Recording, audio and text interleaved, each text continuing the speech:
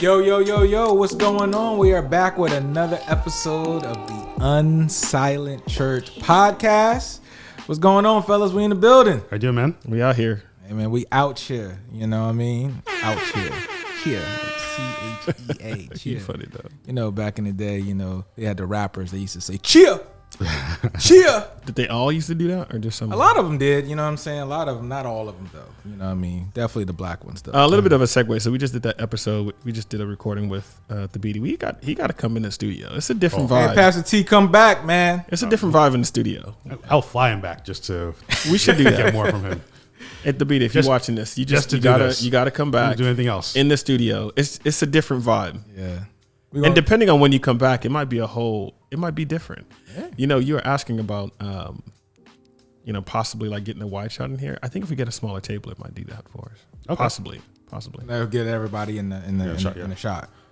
Yeah, we get that. Yeah. Well, hey, man. Yeah. If we do like a circular situation, doesn't have to be huge, but. Okay. Well, this is a good segue to tell all of our viewers, all of our audience, that if you like, share, subscribe, and financially support, then we can be able to get some new equipment and things of that nature, so we can be able to continue to. I mean, in all honesty, if you like anything that we're doing here, really liking, sharing, subscribing. Like funds will come. Like you don't got to financially support. Just no. Well, No. Okay. Let me clarify. Prayerfully consider financially supporting if you like what we do. Don't tell people they don't got to financially support. Don't do that now. Don't turn down money. Don't turn down money.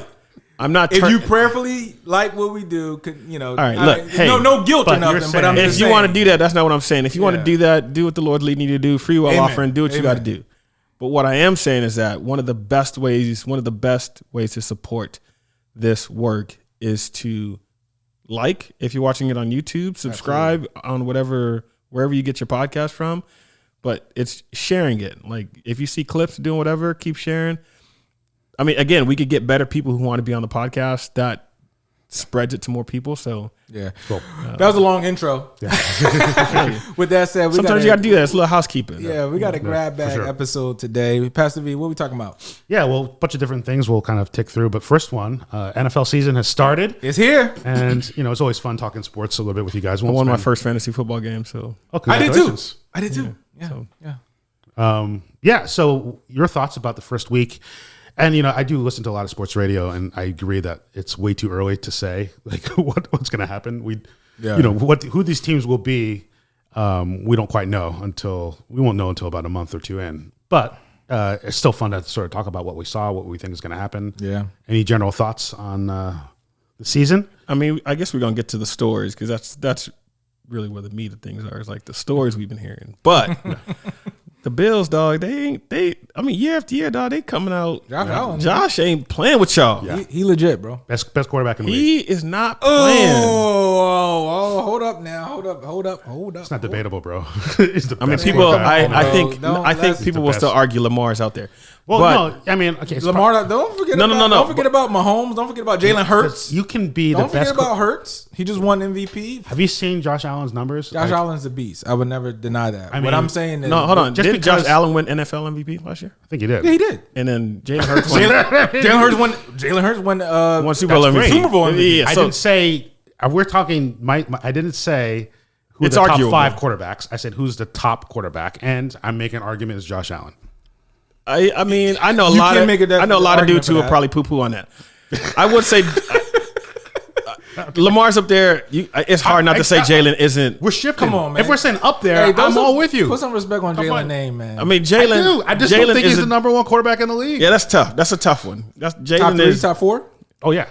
No, but I mean, Jalen just won the Super Bowl. Like he's be defending Super Bowl MVP. Hey, I was listening to this interview with Charles Barkley, and I agree with this. Is that we tend to recency bias? I understand. No, and he makes a point. Like we tend to. I mean, Charles Dan Marino is one of the best quarterbacks in. He's the best quarterback to not win a Super Bowl. Easy. Well, I mean, that's the thing, though. We look at it as like, did they win the Super Bowl or not, as the determination of who's the best. It's in the mix. He's saying like production. 100%. Exactly, 100%. Like it's in the mix, but like you look at you realize all the different things that have to happen to win a Super Bowl. There's 30 teams in the league.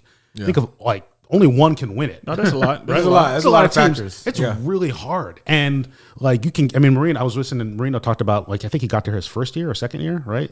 And he thought like, oh, I'll be here every year. Nope. No, but hey, but still, all I'm saying is I still think a lot of people will poo-poo on you just being like, I'm arguing that Josh Allen is the best. I think Lamar, by the numbers, people would argue he's better and that he should have won last year. That's one. Jalen put up numbers and he won a Super Bowl. So that when you're thinking like a rubric of and don't forget about Mahomes. Mahomes is in that kind of he didn't have a great year. He didn't have a great season last year. He was my fantasy quarterback and just, I had to take him out. That's besides the point. He's still upset about I'm a little bitter about that. Our parameters here aren't like over the course of their career, who's the best quarterback, right? It's not our parameters here. I'm talking about right now, as you look at it, who would you say is the best? And you're right. I mean, looking at the numbers, Lamar's right there. I won't. Yeah, that's what I'm saying. I was like, to just be like full stop Josh Allen. I'm like, well, I mean, that's a hot take. I mean, that's a take. That's why we do this. We ain't experts out here. I'm sure. Just, but.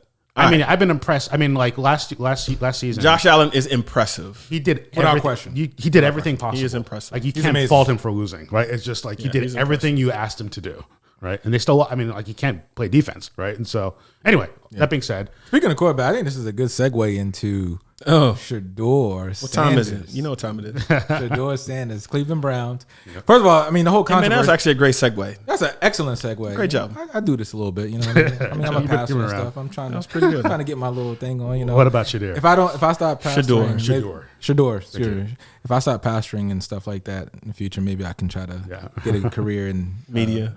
ESPN analyst. Media, maybe. I don't know. Maybe media. ESPN. All right. Segue.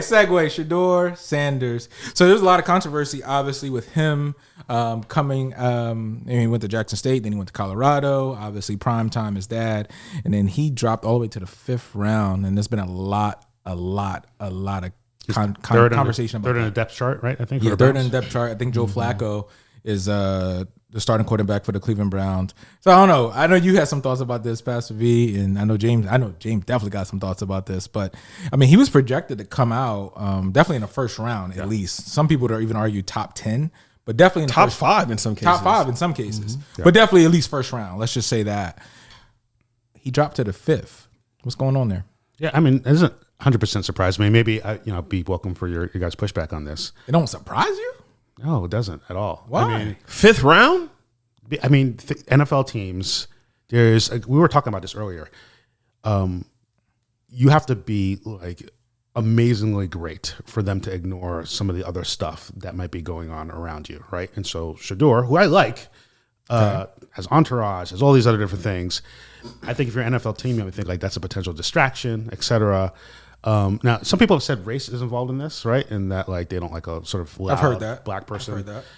I don't love that take, personally. I mean, race is part of everything, right? But to the degree, like percentage, because of our country's history.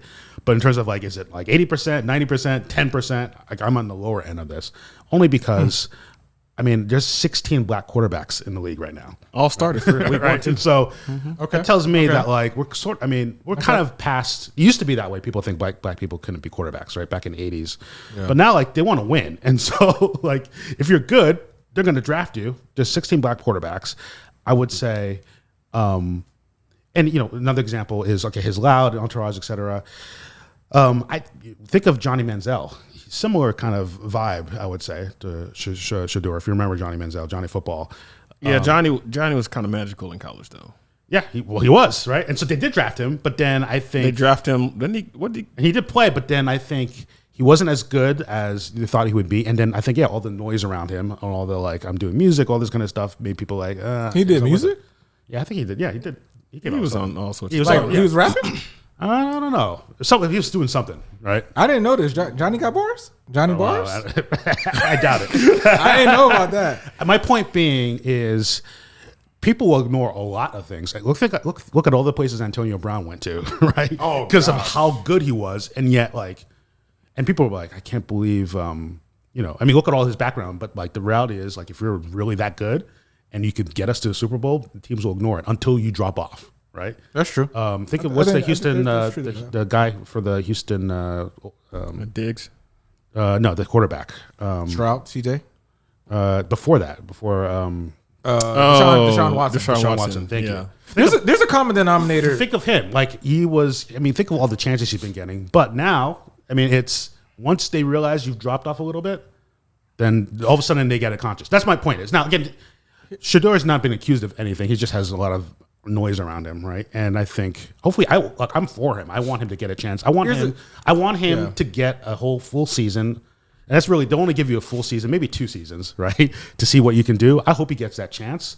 But it doesn't surprise me that teams sort of did their calculus of things and so okay. Now, one last thing I'll say too is that maybe more negatively and not fair to him, I do think people maybe have vendetta. Yeah, a little vendetta or like a little bit of like, hey, because of Dion, et cetera, we want to show him like, hey, you can't just barge in and do what you want to do. It's not fair. But here's the thing with that. Here's the common denominator, and I think I'm glad you put all those to the table.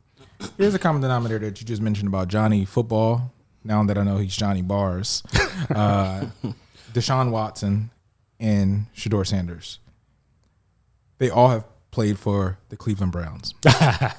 And I think we need to look at the system, the organization of the Cleveland Browns. Think about the track record of the quarterbacks that all the Cleveland Browns have had over the last 15, 20 years. Yeah. There's something going on in that system that quarterbacks cannot actually shine and actually do well and actually do good. So I think we need to look at the system and the organization. Sure, but there's something systemic going on with the Cleveland Browns. But the point was, why did it take the 5th round for the Browns to draft him? I think we're saying like he should have been drafted by some other teams who have better quarterback systems, right, than the Browns. That's unfortunate he landed there. I thought he was going to go to the Giants. I'm surprised the Giants didn't take him. Yeah, I'm surprised they didn't take a chance on him. Yeah. Again, that's where I think, to be surprised. And I'm surprised he went to the 5th round and that someone didn't look at him and say, again, my suspicion is that once people start talking, because it's a small world, like all these executives, these front offices just talking to each other. You're right. And the moment something negative gets out there about attitude or,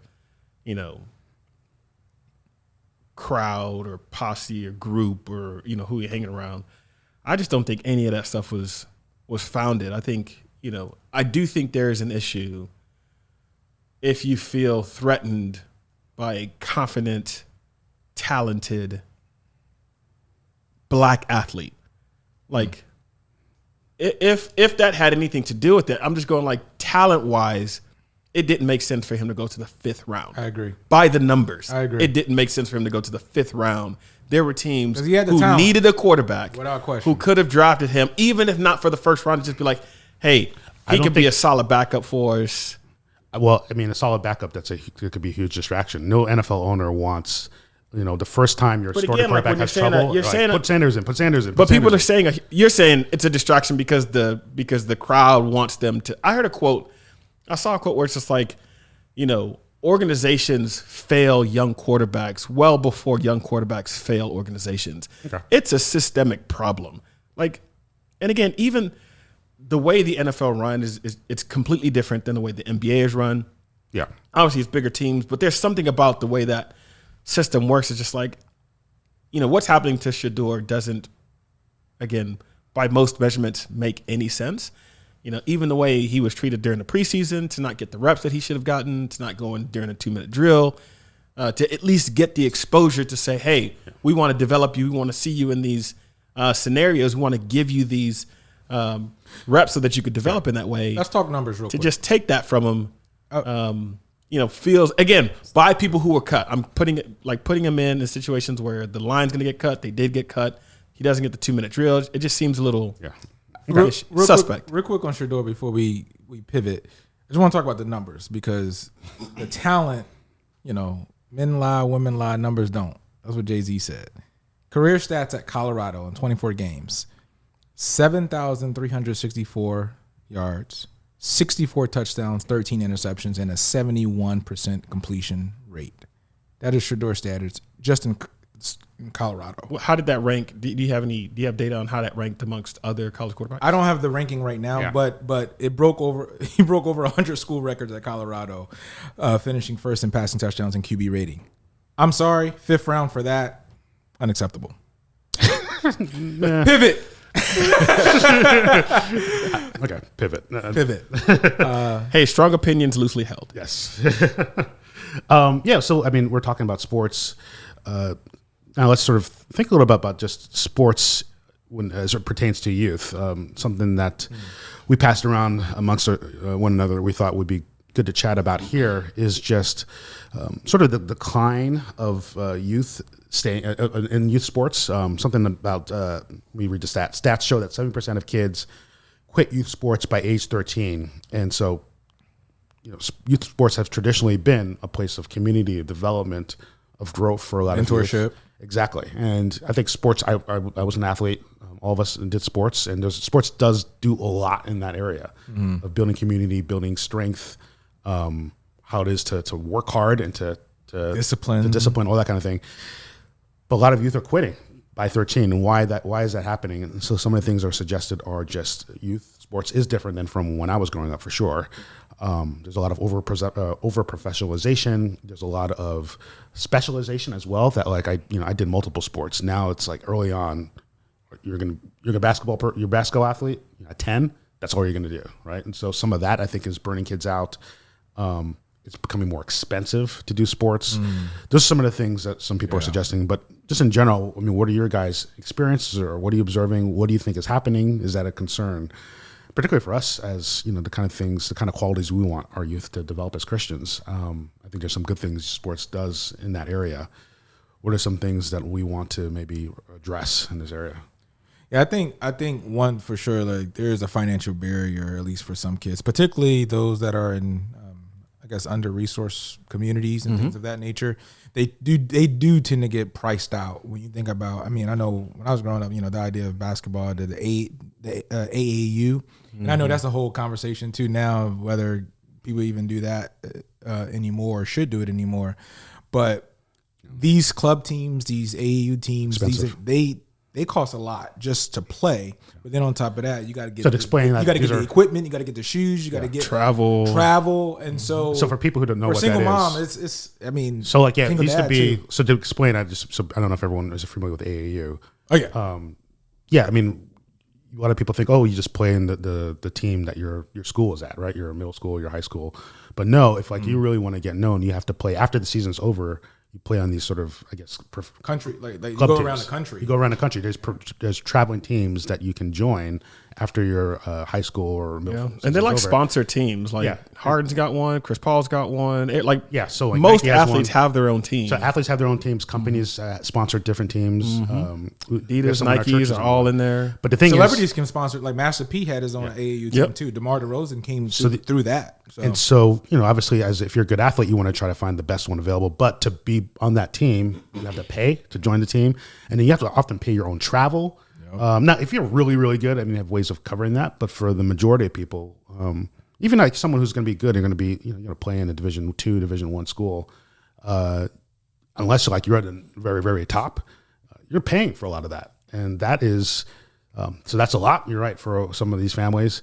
But then think about the effect on the youth. They're playing year round, right? So like it used to be a lot of miles. Yeah, I remember when I was in high school, it was not uncommon for people to say they play soccer in the fall. This is in New Jersey, so play soccer in the fall, play football in the fall, play soccer sort of in the sort of winter months, play baseball, or they do winter track, indoor track. I'm missing up. You play soccer or football in the fall, play basketball in the winter, play.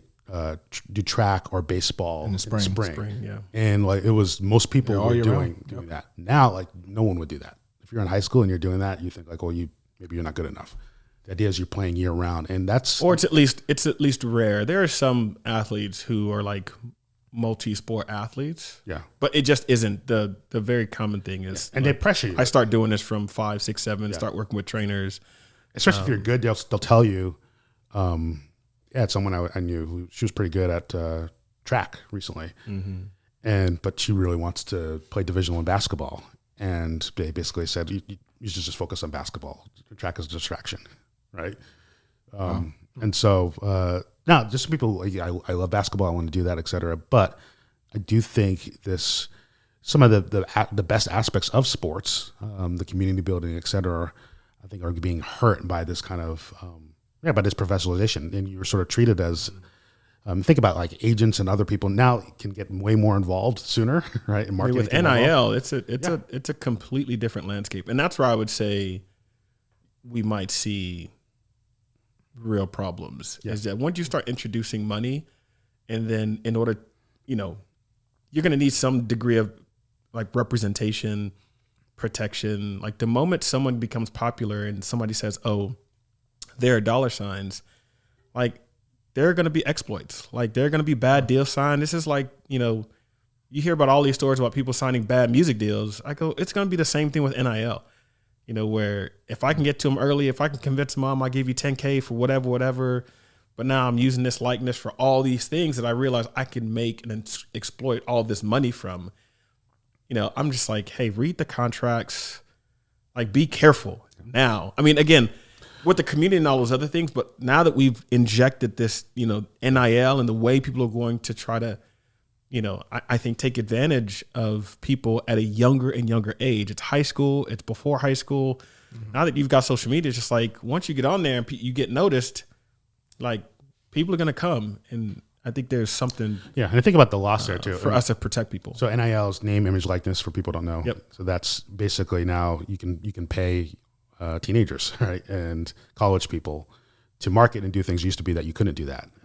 But shouldn't they get paid though? Well, given the millions of dollars. That I'm not against that. these. So yeah, me suggesting that is not me saying. Like I think when you look at how much money colleges and others were making off of students. Yes. Think about the Fab Five. How much money they made University of Michigan. I mean, I'm like they've earned it, right? They're basically working a job for the school. The problem though is all the other things that come around it. And so it's like child actors, right? I mean, think about like some of the different things that have happened to child actors who've getting paid, but then if they don't have good support systems around them, like they grow up and they're devastated. Once they use them up, they sort of toss them onto the curve. Yeah. And so like, so the worry is for like that kind of like, I'm not talking about like the LeBron level people, but like just a couple ticks below that. Or the people who are really good, but they're just going to play in college. Think about what happens when you're sort of bouncing around to different schools, trying to get money, those type of things. If you don't have a good support network around you, there's a loss of community. Yeah, structures, education, like you just don't, and it all becomes about like, and again, it's real when you come from certain neighborhoods. You're like, I'm trying to help my moms. I'm trying to like, my dad out here doing whatever, like 3 jobs, or dad's not home, or it's a real struggle. So the temptation is real. I think the thing that's important when you think about community and connection and presence with other people is being able to set up some of those structures where there's a bit of a safety net around. There's a bit of a buffer to just go, hey, here's someone you can trust who's been around the block, who understands business or understands kind of what's going on, to say, hey, there's another path, there's an alternative path. Not everyone who's taken the highly specialized route has made it, because you put that many miles on your body, you're 90% of them higher chance to get injured, become professionals, and you still may not 99%. become professionals. So there are just other skills to learn. There's a couple hundred jobs, right? If you think about it that way, how many teams there are in the NBA? Yeah. Think about how many basketball. I think it's like 450, 500 people that are like that's like total. So that means you're a better chance of getting struck by lightning. Yeah. And the WNBA maybe it's twice even less, right? Most NFL players have a career of like 1 to 3 years, I think. Right? I think average is like 3 years. Yeah. And so, wow, you do need community around you. You need people who like you for who you are, right? And that's good. Apart from who you are, if we could put biblical language around it, because you are a human being made in the image of God, and we value whether you succeed and become a professional, or most likely 99% of you will not. You are enough. And so you're enough, and that like you have a short little window, and maybe you just played in college, and now you got to get a job, a regular job, right, et cetera. Yeah. This is where the church becomes really important. The church becomes important for anyone who's needing connection and value and identity. Sort of some of the struggles that our youth are facing, you could say, are writ large across America in general, where people are looking for connection, community, looking for value, meaning, purpose, value, dignity. Value of who they are apart from what they produce, and that at different points, all of us will face a point where we stop producing. How important it is to have community and people around you who love you for who you are. I saw a clip of Michael J. Fox recently at the U.S. Open. If you know who that is, back in the day, Breakfast Club, right? No, Back to the Future. Back to the Future, Mighty Ducks. He was everywhere. Yeah, Family Ties. I thought he was on the Breakfast Club. Sorry. So, I mean, he's at the top of everything, right? It's Parkinson's, and now he got diagnosed early, but now that's just, I mean, he could barely stand, shaking, quivering, right? And he was in a wheelchair. He stood up for some photos at the U.S. Open and put him back in. I thought to myself, like, but I saw his wife there, some other people around him there. I'm glad he has community, because on one end he could be like, well, yeah, you're not a star anymore. We don't need you. But like, he's more than that, right? That's right. And That's I looked at him like, all of us are headed there one day. As I look around the room here, you're creative. We communicate. I've written stuff. You've written stuff. I mean, there's a lot of things that we do, and praise God for that. But we're not what we do. That's good. We are who we are because of who God has made us, and that matters. We're a human being. We're a human being, not a human doing. That's right. So when our bodies deteriorate, fortunately, like, there's something that's going to last forever. And church at its best reminds us of that. The Holy Spirit reminds us of that, and the importance of having that, connecting to that, pressing into that. Shameless plug. Make sure y'all have some daughters. Reason why is because daughters, I heard that they, when you get older, when we get older, our daughter's going to take care of us and help us and stuff. I don't know if that's the same for sons. I don't know if that's the same for sons, but I heard that daughter. So I got 2 daughters, so I think I'll be okay. I mean, we will certainly see. Oh man. Well, with that, man, this has been a good episode, man. Sometimes, we gotta just have a little fun sometimes. You know what I mean? We be talking about some serious stuff on the Unsilent Church podcast, and we should and we will. But sometimes, you gotta lighten up the mood a little bit. Talk some sports, talk some, what I mean? Right. You know how we do. Talk some Johnny Bars. I'm gonna see if he really. I didn't know he was rapping. Check him out. That this whole episode, that was the one thing that I took away. It was Johnny Manziel actually rap. So I want to check that out. I think he does. I don't have high expectations. Whatever. So there's something there that is thinking. I don't think these. We'll find out. We'll find out. Man, but listen, like, share, subscribe. Like we always say, man, love God, love people. We're out.